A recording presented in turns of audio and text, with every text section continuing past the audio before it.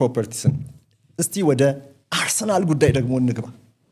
አርሰናል ፉትቦል ክለብ እና ደጋፊዎቹ በዚህ ሰዓት አሁን በጥሩ ሙድ ላይ ነው የሚገኙት። ፊል ጉድ ፋክተር ይላሉ ፈረንጆቹ አይደል? ይሄ ፋክተር ከነሱ ጋር አለ አሁን።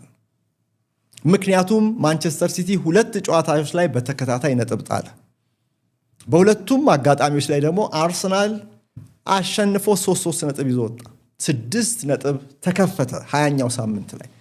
ሊጉ በተጋመሰበት በዚህ ሰዓት ላይ አርሰናል በሊጉ ሰንጠረዥ መራራቅ፣ በነጥብ መራራቅ ወይም በተከታታይ ጨዋታዎችን በማሸነፍ ብቻ ሳይሆን ባለው ፐርፎርማንስም ዘንድሮ ብዙሃኑ ኦፕታን ጨምሮ አርሰናልን ለሻምፒዮንነት አጭተውታል።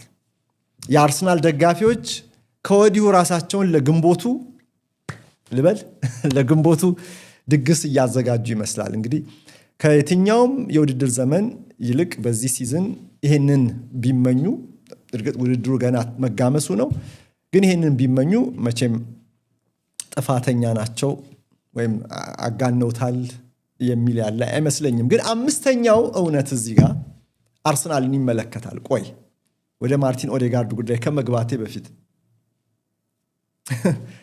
ይገርማቸዋል አንዳንድ ነገሮች የመገጣጠማቸው ነገር። ከመጪው እሁድ ጀምሮ አርሰናል በ10 ቀን ውስጥ 4 ጨዋታ ይጫወታል፣ በ4 የተለያዩ ውድድሮች ላይ። በጣም ተደራራቢ ጨዋታ ነው። ግን ልዩ የሚያደርገው እዚህ ጋር 4 የተለያዩ ውድድሮች ጋር ላይ ነው የሚሳተፈው። በከፍተኛው የእንግሊዝ እግር ኳስ ሊግ ላይ በተከታታይ 4 ጨዋታዎችን በተለያዩ ውድድሮች የተጫወተ ቡድን የለም እስከዛሬ። አርሰናል የመጀመሪያ ይሆናል።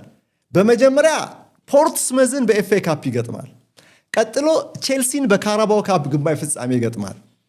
ቀጥሎ ኖቲንጋም ፎሬስትን በፕሪሚየር ሊግ ይገጥማል። ከዚያ ደግሞ ኢንተር ሚላንን በቻምፒየንስ ሊግ ይገጥማል። ኤፍኤ ካፕ፣ ካራባው ካፕ፣ ፕሪሚየር ሊግ፣ ቻምፒየንስ ሊግ 4 የተለያዩ ውድድሮች በተከታታይ ውድድር ይቀያይራል ማለት ነው የሚኬል አርቴታ ቡድን። ከዛ በፊት ግን ሊቨርፑል ደግሞ ሐሙስ ምሽት አለ። ግን ከእሁድ ጀምሮ ያለውን ካያችሁ ኤፍኤ ካፕ፣ ካራባው ካፕ፣ ፕሪሚየር ሊግ እና ቻምፒየንስ ሊግ በ4 የተለያዩ ተጋጣሚዎች የሚሳተፍባቸው ውድድሮች ናቸው። አስተውላችሁታል? ይሄን 6ኛው ቆይ ወደ አርሰናል እመለሳለሁ። በዋናው ነጥብ ቼልሲን ይመለከታል። 6ኛው እውነት ደግሞ 6ኛው እውነት በእንግሊዝ እግር ኳስ በታሪክ 5 አሰልጣኞች ብቻ 2 ትልልቅ ዋንጫዎችን አሸንፈው ዓመት ሳይሞላቸው ተሰናብተዋል።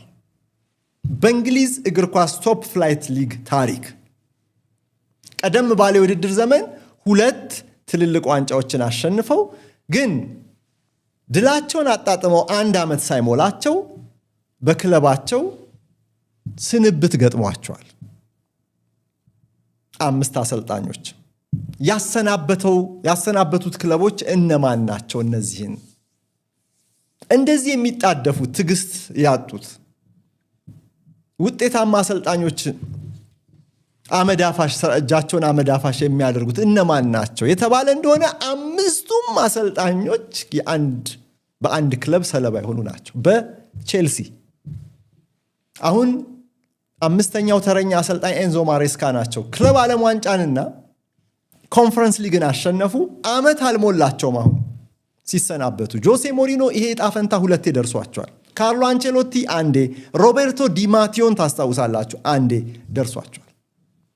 ቼልሲ 5 አሰልጣኞችን በዚህ መልኩ ነው በቅርብ ታሪኩ ያሰናበቱ። ምን ቢያደርጉ ይሆን እንግዲህ የሚቆዩት? ምን ቢያደርጉ ይሆን? ሌላው ሪያል ማድሪድ ሆነ እንዴ? ስለ ቼልሲ ቆይ ቀጥሎ ከማነሳው የአርሰናል ዋና አብይ ርዕስ ተከትሎ ሰፋ ያለ ዘገባ አለኝ። ማንቸስተር ዩናይትድ፣ ሲቲ፣ አርሰናል፣ ቶተንሃም፣ ሊቨርፑል፣ ኤቨርተን፣ ሊድስ፣ ኖቲንጋም ፎሬስት እነዚህ ክለቦች ደግሞ በታሪካቸው አሰልጣኞቻቸው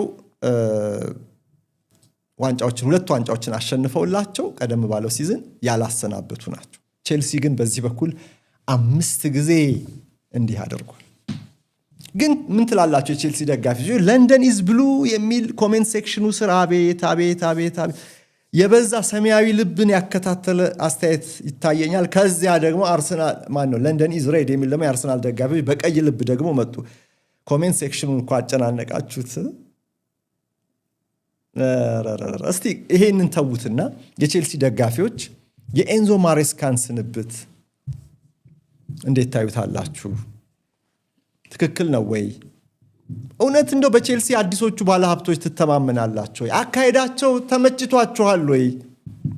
እንደው አካሄዳቸው አፍ ላይ አይጎመዝዝም ወይ? የማኔጅመንት መንገዳቸው ትክክል ነው ወይ? ቼልሲ እውን የቀድሞውን ኃያሉን ቡድን ያገኝ ዘንድ የሚያስችሉ አመራሮች ናቸው ወይ? እስቲ አስተያየት ስጡበት። በመጀመሪያ ስለ አርሰናል ማርቲን ኦዴጋርድ ጉዳይ ልግባ። እስቲ ከአበይት ርዕሶቹ ከሶስቱ ቀዳሚው የአርሰናል ጉዳይ ነው። የማርቲን ኦዴጋርድ ነገር። ኦዴጋርድ በምን አይነት ፐርፎርማንስ ነው ያለው? የቀድሞ የምናደንቀውን ምንደነቅበትን ኦዴጋርድ አሁን መልሶ ይዞ መጥቷል። ይሄ ተጫዋች ዴክላን ራይስ ማርቲን ኦዴጋርድ ከመጎዳቱ በፊትም በጣም ጥሩ ተጫዋች ነበር። በጣም ጥሩ ብቃት ነበረው። ከኦዴጋርድ ጋር ደግሞ እጅግ በጣም ጥሩ ተጫዋች እየሆነ ነው። ልክ እንደዚሁ ማርቲን ዙቢሜንዲም ከኦዴጋርድ መጎዳት በፊትም በጥሩ አጀማመር ነው በአርሰናል የጀመረው። ከኦዴጋርድ መመለስ ጋር ደግሞ የበለጠ በጣም ጥሩ ተጫዋች ሆኖ እያየ ነው። ከቦርንመዝ ጋር በነበረው ጨዋታ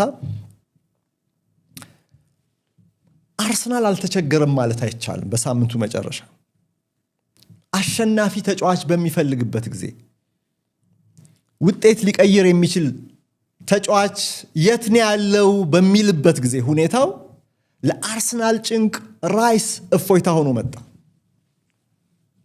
ኦዴጋርድ ደግሞ አሲስት ሜከር። ኦዴጋርድ አዘጋጀ፣ ራይስ አስቆጠረ። ካለፈው የውድድር ዘመን ማጠናቀቂያ ወቅት ወዲህ በተከታታይ ጨዋታዎች ላይ ማርቲን ኦዴጋርድ አሲስት ሲያደርግ ይሄ ሰሞን ለመጀመሪያ ጊዜ ነው። እነዚህ ሁለት ጨዋታዎች የመጀመሪያው ወደ ጥሩ ብቃቱ ለመመለሱ አንድ ማስረጃ ተደርጎ ይሄ ሊወሰድ ይችላል።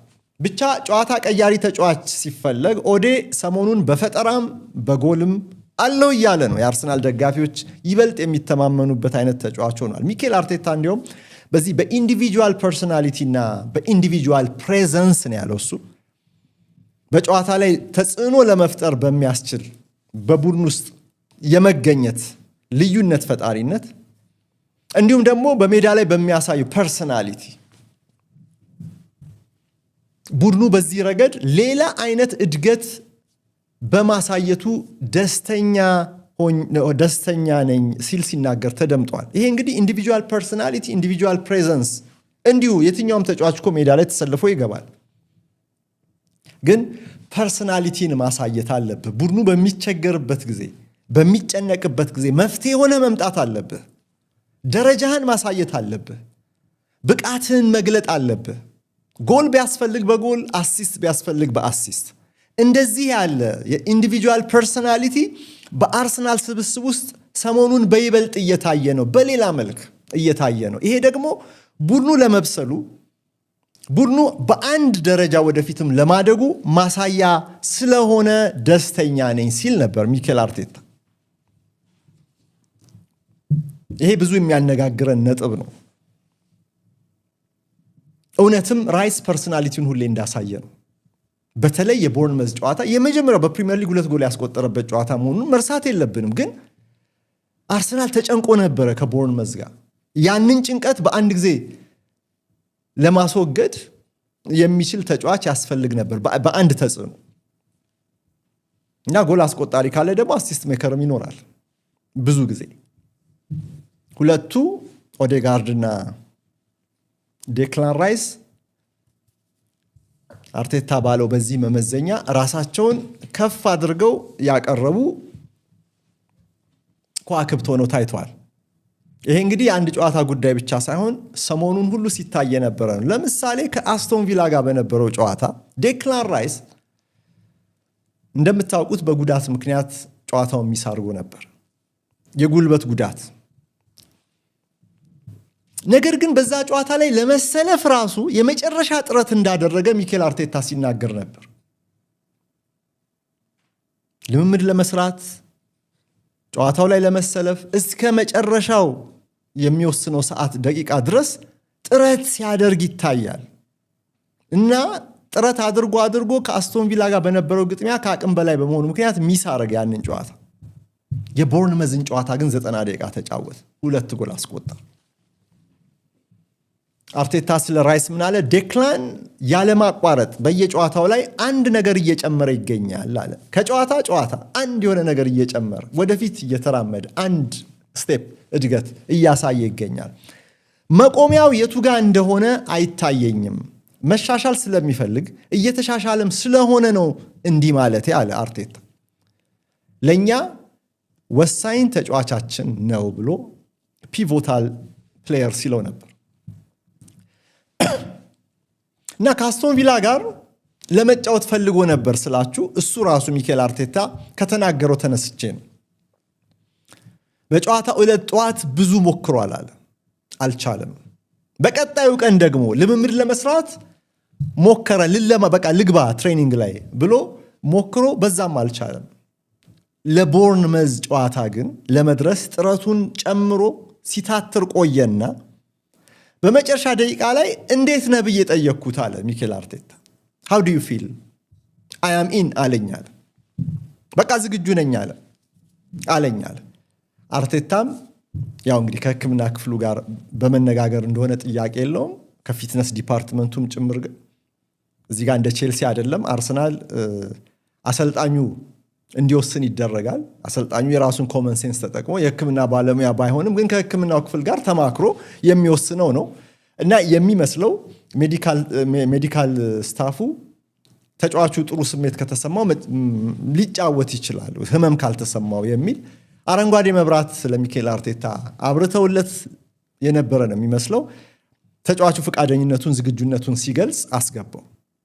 90 ደቂቃ ሲጋልብ 2 ጎል ሲያስቆጥር አርሰናል ጨዋታውን አሸንፎ እንዲወጣም ሲታትር ነው ያመሸው እና ማነው ዴክላን ራይስ ከማርቲን ኦዴጋርድ ጋር በአንድ ሜዳ ላይ መገኘቱ ከበጣም ጥሩ ወደ እጅግ በጣም ጥሩ የተሸጋገረ ይመስላል። የሰሞኑን ፐርፎርማንስን ይሄንን የቦርንመዝን ጨዋታ ካያችሁ ኦዴጋርድ ተለይቶ ተመልሷል። ለየት ያለ ተጫዋች ሆኖ ጎልም አሲስትም እየመጣለት ነው። እንግዲህ ከብራይተን ጋር በነበረው ጨዋታ ላይ 2-1 ሲያሸንፉ ጎል አስቆጠረ። ከአስቶን ቪላ ጋር አሲስት፣ ከቦርንመዝ ጋር አሲስት። በ3 ተከታታይ ጨዋታዎች ላይ በጂኤ ወይ በጎልና በአሲስት ወይም በጎል ተሳትፎ ኦዴጋርድ አርሰናልን በይበልጥ ብቃት የሚረዳበት ሰዓት ላይ ይገኛል። አሁን አርሰናል ደግሞ የበለጠ በሚፈልግበት ሰዓት ላይ የደረሰለት።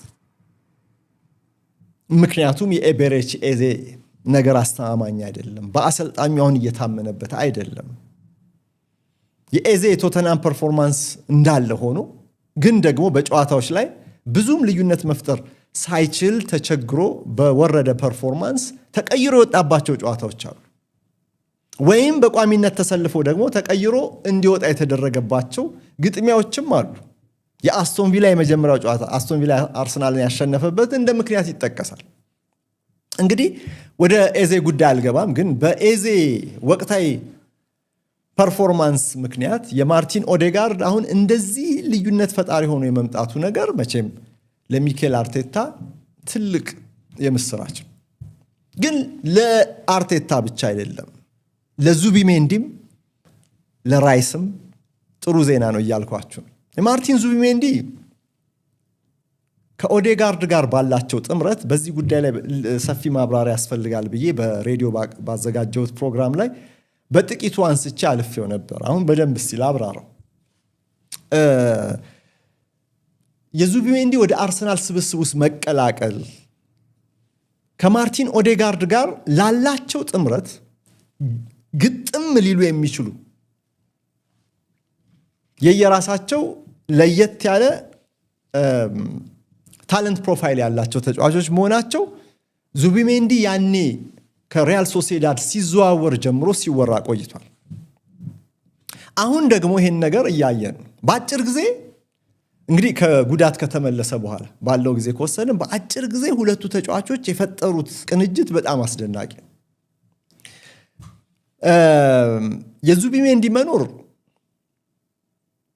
ወይም የዙቢሜንዲና የኦዴጋርድ መጣመር እዛ አካባቢ መሃል ሜዳ ላይ ለአርሰናል ታክቲካዊ ነፃነትን ይሰጣል። ታክቲካዊ ፍሌክሲቢሊቲን ተቀያያሪነትንም ይሰጣል። አንደኛው ሌላኛውን ይረዳል።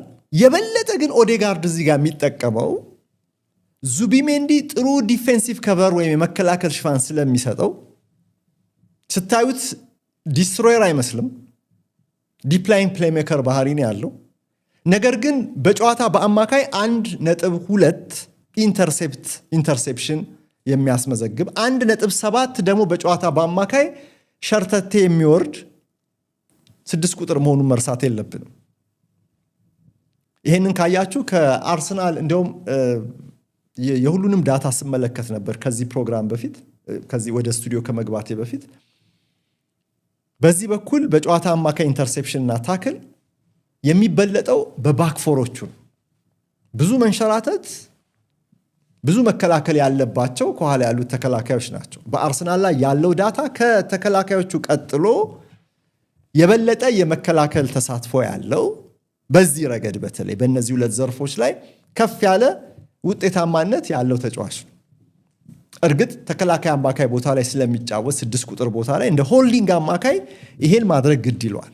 ግን ብዙ ጊዜ ዙቢሜንዲን ስንመለከተው የሚያቀብላቸው አጭር፣ መካከለኛ፣ ረጃጅም ኳሶችን ስናይ የዲፕላይን ፕሌይሜከርነት ባህሪ ነው ያለው እንጂ አለው ብለን ምናምነው እንጂ እንዲህ አይነት ዲስትሮየሮች ጋር ሊኖር የሚችል የመከላከል ብቃት ያለው አይመስልም። ሲከላከል እናየዋለን እንግዲህ በዳታ ረገድ ማለት ነው። እና ይሄ ለኦዴጋርድ ጥሩ ዲፌንሲቭ ከቨር ከበስተጀርባው እንዲያገኝ ስላስቻለ እንዳለፉት ዓመታት ኳስ ለመቀበል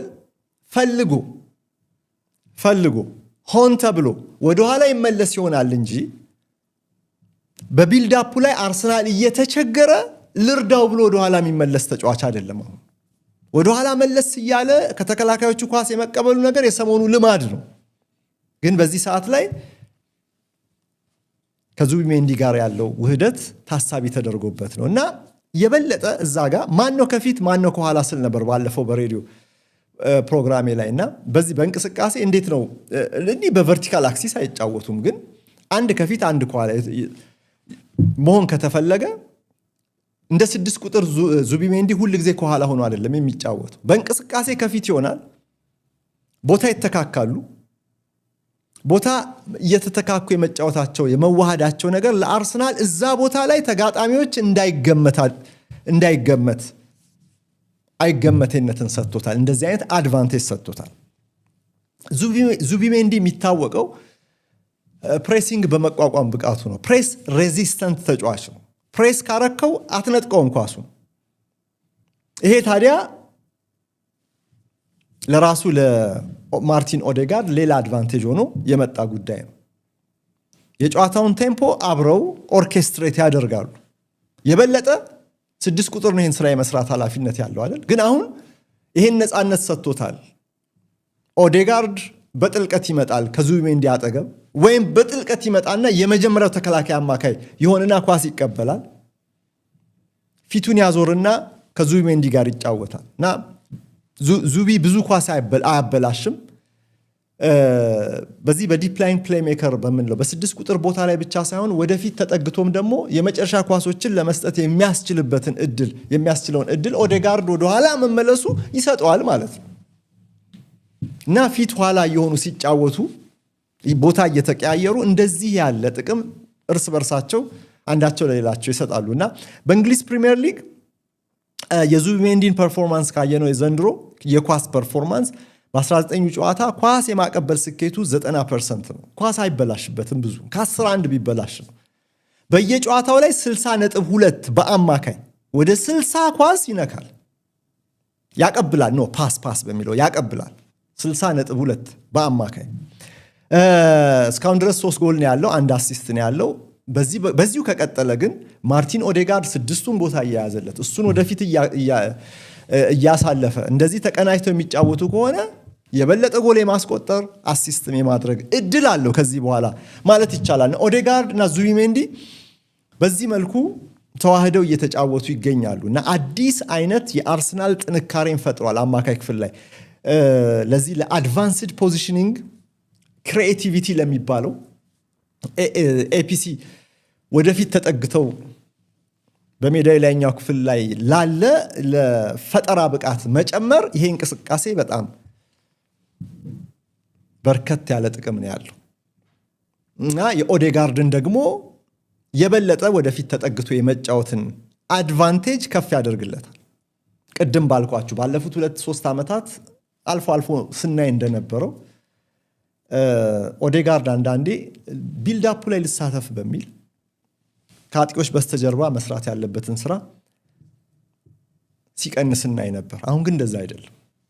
ዙቢሜንዲ እዚህ ካለ እዛ ጋር ኦዴጋርድ የበለጠ ተጠግቶ ወደፊት መፍጠር ይችላል። ኦዴጋርድ ከኋላው ካለ ዙቢሜንዲ ከመደበኛው ቦታው ወደፊት ተጠግቶ በዚህ በአድቫንስድ በሆነ ወደፊት በተጠጉ የሜዳ ክፍሎች ላይ የፈጠራ ስራውን መስራት ይችላል። የመጨረሻ ኳሶችን ማቀበል ይችላል እና እንደዚህ ያለ ተጠቃቃሚነት ልበለው አንዱ ሌላውን በፐርፎርማንስ ሊያሳድግ የሚችል አይነት ውህደት መፍጠር የሚችሉ ሁለት የተለያየ አይነት ታለንት ፕሮፋይል ያላቸው ተጫዋቾች ናቸው ማርቲን ዙቢሜንዲ እና ማርቲን ኦዴጋርድ። ታስታውሳላችሁ በሪያል ሶሴዳድ ሁለቱ ተጫዋቾች በአንድ ሜዳም ተጫውተዋል። በአንድ ወቅት በአንድ ቡድን ውስጥ በእንቅስቃሴ ለመዋሃድ ምናልባት አጭር ጊዜ ፈጀባቸውም ለዛ ሊሆን ይችላል። ግን ሜዳ ላይ ስታቀናጁ ተጫዋቾችን አንደኛው ያለው ብቃትና ሌላኛው ያለው ብቃት ልክ እንዴት ነው እንደ ብሎን አንደኛው ሌላኛው ጋር ሄዶ እንደዚህ ስክት እንዲል የሚያስችል መሆን አለበት። በዚህ ረገድ ካየነው የሁለቱ ተጫዋቾች ፐርፎርማንስ አብሮ ሊሄድ የሚችል ነው። ይሄ ፖዚሽናል ፍሉይዲቲ ወይም ደግሞ ቦታ እየተቀያየሩ በሚዋልል አይነት ታክቲካዊ ሐሳብ የመጫወቱ ነገር ነው በጣም የሚያስደንቀኝ። ኢንተርቼንጅ ያደርጋሉ ቦታ መቀየር ብቻ ሳይሆን እርስ በርሳቸው መቀየር ብቻ ሳይሆን በሌሎች ቦታዎችም ላይ ሌሎች ተጫዋቾች እንደዚሁ ከዛ እንዲጠቀሙ የሚያስችሉ ናቸው። እንግዲህ የአስቶን ቪላ ጨዋታ የዚህ ቦታ ተቀያያሪነት ጥሩ ማስረጃው ነው መቅረብ ይችላል። ዙቢሜንዲ ያስቆጠራትን ጎል ማለት ነው። የቦታ የሚና መቀያየር በጨዋታ ውስጥ እንደዚህ ባለ መቀናጀት የሚደጋገም ከሆነ ለተጋጣሚ በጣም አስቸጋሪ ነው። እንግዲህ ተጋጣሚን ሰርፕራይዝ ያደርጋል ማለት ነው። በዚህ በኩል ሁለቱም ተጫዋቾች አሁን ኮንሲስተንት ናቸው። አብረው ብዙ እየተጫወቱ ብዙ ደቂቃዎችን በሜዳ ላይ እየቆዩ ስለሚገኙ በነጥብ ጨዋታዎች ላይ እየተፈተኑ ራሳቸውን የበለጠ የሚያዋህዱ መሆናቸው አሁን በአርሰናል ውስጥ ሌላ አይነት የቡድን ዳይናሚክስ እንዲኖር አስችሏል። ሌላ አይነት እስቲ ይሄ ውድድር ዘመን ሲዝኑ ሲጀመር ኦዴጋርድ ከተጎዳ በኋላ እንደዚህ አይነቱ ነገር ሊኖር አይችልም። ሲጀመርም ይሄ ውህደት አልነበረም። አሁን ሌላ አይነት ጥንካሬ በውድድር ዘመኑ መካከል ላይ አርሰናል በአማካይ ክፍሉ ላይ ይዞ መጥቷል ማለት ነው። እንግዲህ ይሄንን ከዴክላን ራይስ ወቅታዊ ብቃት ጋር ጨምሩና የአርሰናል አማካይ ክፍል ምን ያህል አስደናቂ ጥምረት እንዳለው አስቡ። የሚያስገርም ነው። የማርቲን ኦዴጋርድን እስቲ አስተዋጽኦ ደግሞ ለየት አድርገን እዚህ ጋር በምስል እያስደገፍን ደግሞ እንመልከት። ተጽዕኖ በጣም ግልጽ ነው። የአርሰናል ደጋፊዎች ይህንን እንድነግራቸው አጠብቁም አውቃለሁ። ግን ደግሞ አንዳንዴ የበለጠ ደግሞ ይህንን ብቃቱን በማስረጃዎች ማቅረብና ማብራራት አስፈላጊ ነው። ይህንን ፓሲንግ ማፕ ተመልከቱ። ይሄን ከአትሌቲክ ያገኘሁት ነው። ይሄ ፓሲንግ ማፕ ማርቲን ኦዴጋርድ በዚህ በሰሞኑ ብቃቱ ይሄ ከቦርንመዝ ጋር የነበረው የኳስ ቅብብል ካርታ ነው። በአማካይ የሚያቀብላቸው ኳሶች ርዝመት 14 ሜትር ረጃጅምም መካከለኛም አጫጭር ኳሶችንም እንደሚያቀብል ይሄ ማስረጃ ነው። እንደምትመለከቱት 47 ኳስ አቀብሏል፣ 85%ን አሳክቷል። ኦዴጋርድ እንደምታዩት ከሳጥን እስከ ሳጥን ባለው ቦታ ላይ በሁሉ ቦታ ላይ አለ። በግራም በቀኝም በመሃልም ኋላም ፊትም። ያው ቀስቱ እንግዲህ ያቀበላቸው ኳሶች መነሻና መድረሻን ነው የሚያሳየው። የቀስቱ የኋላ ጫፍ ኳሱን ያቀበለበት መሆኑ መታወስ አለበት። እዚህ ጋር ረጃጅምም አጫጭርም ኳሶች አሉ። በሁሉም በኩል ደንበኛ የፕሌይሜከር የኳስ ስርጭት እንዳለው እዚህ ጋር ያሳያል። ከኋላም አለ ከፊትም አለ፣ መሃል ላይም እንዲሁ ግራም ቀኝም። ነጠብጣብ ቀስቶቹ የምታዩቸው ቦል ኬሪንግ ነው። ኳስ ይዞ ከ5 ሜትር በላይ አንድ ተጫዋች እየገፋ ከሄደ ቦል ኬሪንግ ይባላል። ቦል ኬሪንግ ደግሞ በተለይ ፕሮግረሲቭ ከሆነ ወደፊት ተጫዋቾች ይዞ የሚሄዱ ከሆነ የበለጠ የቡድኑ የማጥቃት እንቅስቃሴ ወደፊት ያስጠጋልና ትልቅ ጥንካሬ ነው። ነጠብጣቦቹ ቀስቶች የሚያሳዩት ይሄ ነው። ጥቁርና ነጩ ነጥብ ደግሞ ጥቁርና ነጩ አንድ ነጥብ ሆኖ ጥቁርና ነጭ መልክ ያለው ደግሞ ይሄ ዲፌንሲቭ አክሽን ነው። በመከላከል የተሳተፈባቸው ቦታዎች ናቸው። ብርቱካናማዎቹ ቀስቶች ደግሞ አሲስት ናቸው። ያልተቆራረጡት ቀስቶች ደግሞ ያው ያቀበላቸው ፓስ ያደረገባቸው ናቸው። ይሄ በቦርንመዝ ጨዋታ ላይ የኦዴጋርድን አገልግሎት የሚያሳይ ነው። በአስቶን ቪላ ጨዋታ ላይ ደግሞ የነበረውን ሂት ማፕ እንመልከት። ቴክኒሻናችን እስቲ ይህን ሂት ማፕ ስትመለከቱ እየደመቀ ከሄደ አንድ ቦታ ላይ ኳስ የመንካቱ መጠን በጣም ከጨመረ እየቀላ ይመጣል።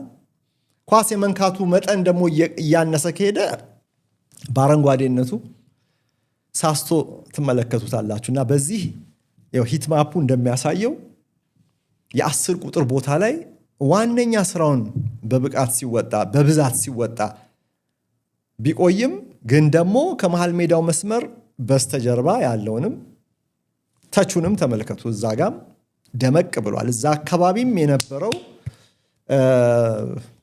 ኳስ የማቀበል ምንድነው ኳስ የመንካት ከኳስ ጋር የመገናኘት ድግግሞሽ በዛ ያለ ነበር ማለት ነው። ያው ከማርቲን ዙቢሜንዲ ጋር በዛ ቦታ ላይ ነው የሚገናኙትና ፊተኛ ተጫዋች ብቻ ሳይሆን ኋለኛም ተጫዋች ሆኖ በዚህ መልኩ በአስቶን ቪላ ግጥሚያ ላይ ሲያገለግል ነበረ። 10 ቁጥር ቦታ ላይ ግን በጣም ደምቋል፣ ቀልቷል። የሚጠበቅበት ዋነኛ ኃላፊነት ያ በጥቂቱ ወደ ቀኝ ያደላ 10 ቁጥር ቦታ ላይ ነው እና ተጽዕኖውን ሚናውን በሚገባ ሲወጣ ቆይቷል ማለት ነው። ቀጣዩ ደግሞ ተች ማፕ ነው። ይሄም ከአስቶን ቪላ ጋር አሁን ይሄ ሂት ማፕ ነው። የተጽዕኖ ዞኑን ነው እዚህ ጋር የሚያሳየን። ቀጥሎ ደግሞ ኳስ የነካባቸውን ቦታዎች በነጠብጣብ ካየን ይሄንኑ የበለጠ ለማጠናከር ያስችላል። ኦዴጋርድ በዛ ጨዋታ ላይ ክሬኤተር ነው፣ የጎል ዕድሎችን ይፈጥር ነበር። ኮኦርዲኔተር ነው፣ እንቅስቃሴውን ያዋህድ ነበረ። የቡድኑን የመከላከል እንቅስቃሴም አጋዥ ነው። ከኳስ ውጪም የቡድኑን ታክቲካዊ መልክ ቅርጹን እንዲጠብቅ በመሪነትም በጠቋሚነትም እንዲሁ እንደ አምበልም ሲያገለግል ታይቷል። የምትመለከቱት ቀደም ሲል ያያችሁት ሂት ማፕ ኳስ የነካባቸው ቦታዎች በሚል በምንድነው በተች ማፕ ደግሞ ኳስ የነካበትን ቦታ ካርታ ካወጣን ኳስ የነካባቸው ቦታዎች እነዚህ ናቸው። ያው የሜዳው 3/4 ክፍል አካባቢ ይበዛል። ዋናው ቦታ እሱ ነው። ግን ተከላካይ አማካይ ቦታ ላይ ደግሞ በርከት ያለ ጊዜ ኳስ ሲነካ እንዳመሸ የሚያሳይ ነው። እንግዲህ የዴክላን ራይስን ካየን በዚህ በኩል ቅድም የኦዴጋርድን ፓሲንግ ማፕ አየን አይደለ? በቦርንመዝ ጨዋታ በዚሁ በቦርንመዝ ጨዋታ ላይ ደግሞ የራይስን የኳስ ቅብብል ማፕ ደግሞ እንመልከት። ወደ ግራ ያደላል፣ ግን ቦክስ ቱ ቦክስ ከፍጹም ቅጣት ምት ሳጥን እስከ ፍጹም ቅጣት ምት ሳጥን ድረስ ያለው ተጽዕኖ ደግሞ በዚህ ማፕ ደግሞ በደንብ ይታያል። 63 ኳስ አቀብሏል፣ 83%ን አሳክቷል። ያያችሁ ወደ ግራ ትንሽ ያደላል። ያው ቦታው የግራ 8 ቁጥር ሆኖ ስለሚያገለግል፣ ግን የቱ ጋ ነው እሱ የሌለው? ከቦክስ ቱ ቦክስ ከፍጹም ቅጣት ምት ሳጥን እስከ ፍጹም ቅጣት ምት ሳጥን እንደው ብዙ የማይታየው በዚህ በአርሰናል ግማሽ ሜዳ በስተቀኝ በኩል ባለው ክፍል ላይ ብቻ ነው። ከዛ ውጪ በ3/4 የሜዳ ክፍል ላይ ተጽዕኖ በዚህ መልኩ በቦርንመዝ ጨዋታ ላይ ታይቷል። እዚህ ጋር የዴክላን ራይስ ኳሶች የበለጠ ረጃጅሞች ናቸው ከኦዴጋርድ ይልቅ። የኦዴጋርድ ቅድም ሳሳያችሁ በአማካይ 14 ሜትር ርቀት አላቸው ብያችሁ ነበር። ራይስ ደግሞ ኦፕታ እንደሚለው 16 ሜትር ነው በአማካይ ፓሶቹ የሚረዝሙት። የበለጠ ረጃጅም ኳሶች አሉት። በተለይ አንድ ኳስ ከመሃል ሜዳ ነጥብ ከመሃል ሜዳው ክበብ አካባቢ ከነጥቡ ሳይሆን ከክበቡ አካባቢ ወደ ቡካዮ ሳካ ወደሚገኝበት ወደ ቀኝ ክንፍ የተላከ በጣም ረጅም ኳስ አለ። ከ25 ሜትር በላይ የሆነ እንደዚህ አይነት ረጃጅም ኳሶች የዴክላን ራይስን የጨዋታ ዕለት የፓስ ርዝመት አማካይ ርዝመት ሊያረዝሙት ይችላሉ። የበለጠ ኤክስቴንድ ሊያደርጉት ይችላሉ። 16 ሜትር ነው። የኦዴጋርድ 14 ሜትር ነበረ። እንግዲህ በዚህ እነዚህ ተጫዋቾች በሚያስገርም ፐርፎርማንስ ላይ ነው የሚገኙት። ዙቢሜንዲ፣ ራይስ እና ኦዴጋርድ የአርሰናል ተጫዋቾች በሊቨርፑል ግጥሚያ ላይም አማካይ ክፍሉን በፍጹም የበላይነት ይዘው እንዲቆዩና ውጤቱ እንዲቀየር ያስችላሉ ብለው ሊተማመኑባቸው የሚገቡ ተጫዋቾች ናቸው እና ኦዴጋርድም ተመልሷል። ዙቢሜንዲም በጥሩ ጀምሯል። ዴክላን ራይስም ከአምና ምርጥ ብቃቱ ይልቅ ዘንድሮ ደግሞ በይበልጥ ጨምሮ መጥቷል። አርሰናል አማካይ ክፍሉ ላይ ሌሎች ጥሩ ተቀያሪ ተጫዋቾች ቢኖሩትም ቤንች ላይ እነዚህ ቋሚ ተሰላፊዎቹ ግን እያንዳንዱን ጨዋታ በውጤታማነት ይዞ ለመሻገር የሚያስችል አስተማማኝ ብቃት ላይ የሚገኙ ናቸው። በጣም አመሰግናለሁ አብራችሁኝ ስላላችሁ። ከ4500 በላይ ቪዲዮን በቀጥታ የምትመለከቱ አላችሁ። እስቲ ላስታውሳችሁ፣ አዲስ ካላችሁ ይህን ቪዲዮ እያያችሁ የምትገኙ አዲስ ስፖርት ቤተሰቦች ካላችሁ ሰብስክራይብ የምትሉ